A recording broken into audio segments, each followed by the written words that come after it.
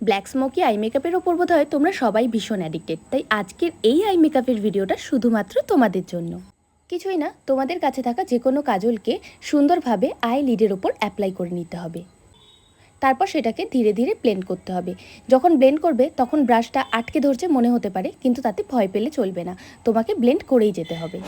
এরপরে তোমাদের কাছে থাকা যে কোনো ব্রাউন কালারকে ঠিক ব্ল্যাক কালারের উপরই হালকাভাবে ব্লেন্ড করতে হবে। ঠিক ততক্ষণ পর্যন্ত ব্লেন্ড করতে হবে যতক্ষণ না ব্ল্যাকের সাথে ব্রাউনটা খুব ইজিলি মিশে যাচ্ছে। আর তোমাদের খেয়াল রাখতে হবে যেন কালারটা কখনোই আই ব্রাউজের ওপর উঠে না যায়। এরপর যেখানে আমরা কাজল অ্যাপ্লাই করেছিলাম সেই জায়গাটাতে নর্মালি ব্ল্যাক শ্যাডো অ্যাপ্লাই করতে হবে এবং লোয়ার ল্যাশ লাইনে কাজল পরিয়ে সেই কাজলটাকেও সেমভাবে স্মাচ করতে হবে ব্ল্যাক অ্যান্ড ব্রাউনের সাহায্যে। তাহলেই তৈরি হয়ে যাবে easiest black smoky eye makeup.